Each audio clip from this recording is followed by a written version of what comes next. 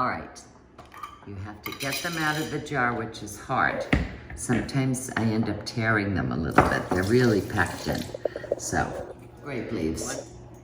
Orlando grape leaves, they're the best. I've tried others and they're not as good. Whoops, see, I tore some off. Don't worry about it. Okay, not bad.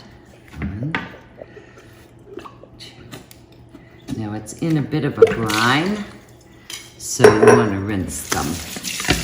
Kind of open them up a bit and just run the water through like that. Leave them in the drain board. These are big. Whoa, these are big leaves. All that means is we won't get as many, but they're easier to work with big ones.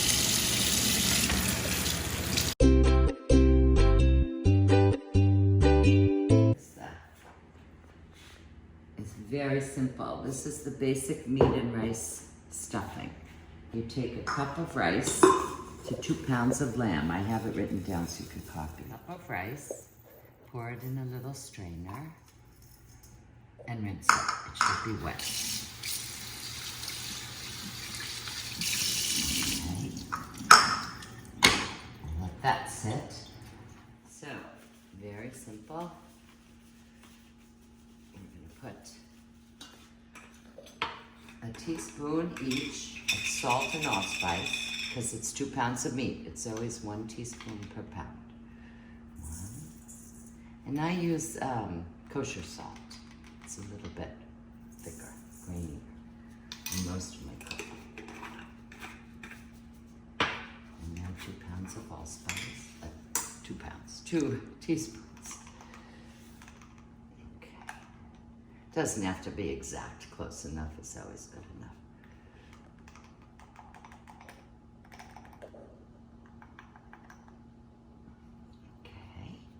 If you don't, you put the rice in.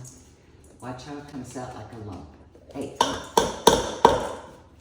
doesn't want to come out because it's wet, so it's sticking together all the starch. Alright. Then 2 teaspoons of water. You want it moist inside, I guess, because of the rice.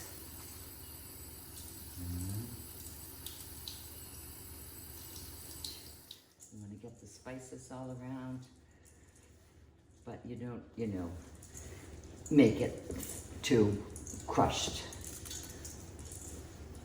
Mix the rice and the meat. The only other ingredient is when we go to cook it, use the juice of 2 to 3 lemons. So I had frozen my juice, in cubes, the fresh lemon juice, so I just took them out of the freezer this morning. But you can use bottled lemon juice too. If you use the bottle, use 3, juice of 3 lemons, because it's not as potent as the fresh. Okay, so come look at it, honey. Loosely mixed. See, it's not like you're not making meatloaf out of it, just mix it loosely. And that's it. Now we're going to roll them.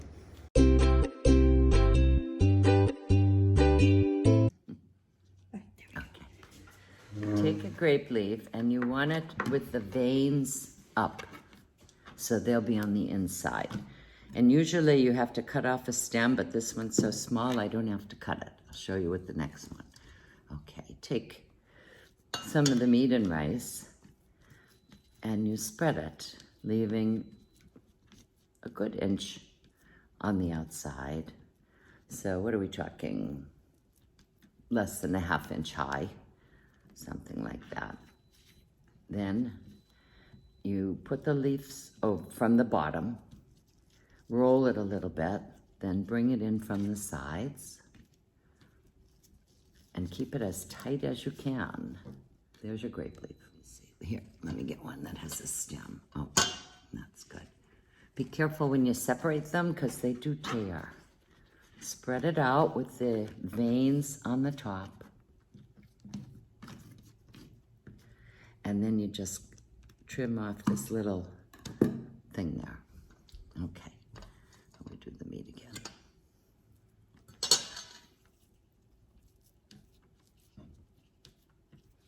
you put too much meat, it'll be too thick. If you don't put enough, it'll be too skinny. So just like that, you can see. I'm gonna add a little bit more because this is a little bit wider.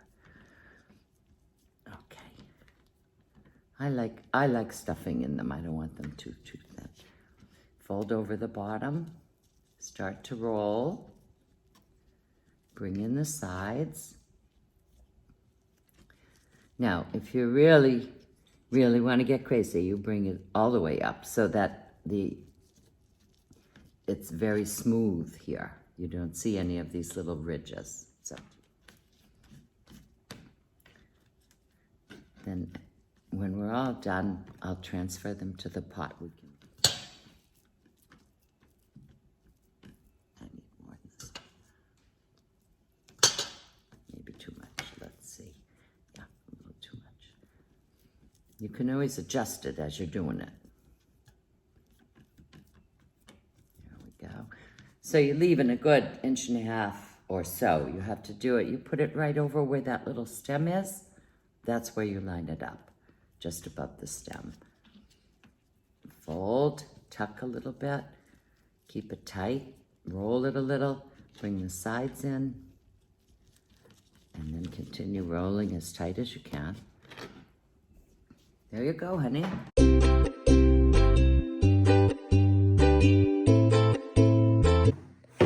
If you have extras, these are all torn, that's why they're extra.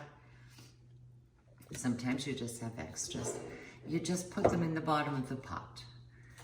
I mean, this is a coated pot, which is nice because they won't stick. And, but if you have extras, that's what you do. Okay. You need to be looking in here. I'm going to show you.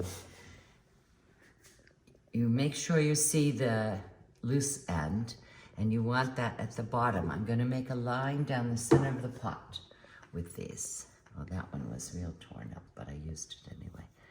And you put them very close together, right up against each other with the loose part down. Trying to make sure that they don't open up when they're cooked.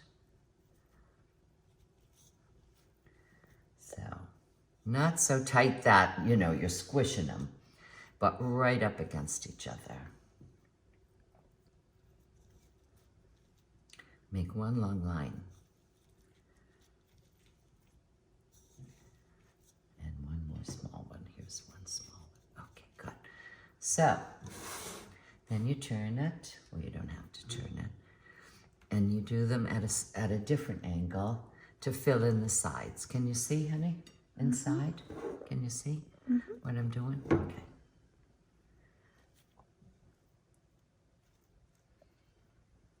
And it's nice if you have some, you know, smaller ones that you can fit in. Now I'm going to do the same on this side. Go at a different angle. Oops, got to get that bottom down. Now normally I get about 80 grape leaves, but I'm thinking this time we won't get that many, but that's okay. Here's a smaller one. Then I'll show you. Okay, see how it looks? That's the first layer. Now the second layer, you put them on opposite. So these are going to go across this way in the center.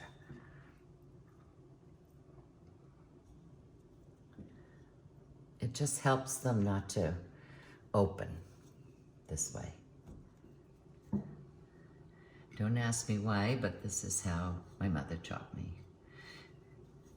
So that's what I do, whatever my mother taught me. Okay. Here's a small enough one I can squeeze right here. Okay. Now I'll do the opposite on this side. 1, 2, 3,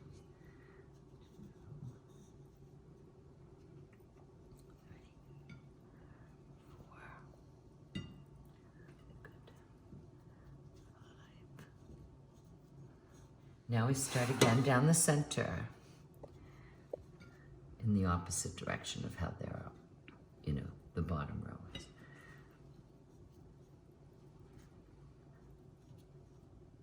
Okay, now this one is split a little, but it'll be all right. You cook it anyway, and it'll be all right. like I said, sometimes you find that some of them have opened a little bit, but those are the ones you can eat rather than serve to others. If they're up and down this way, the next row goes sideways.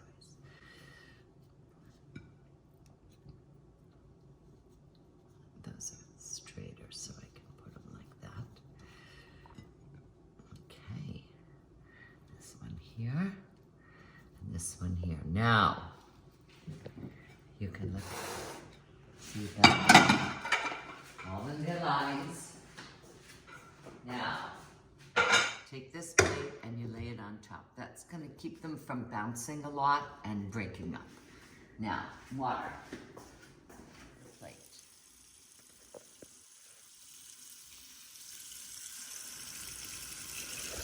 Doesn't have to be over the top necessarily, but the bottom rim. See it? Okay, now,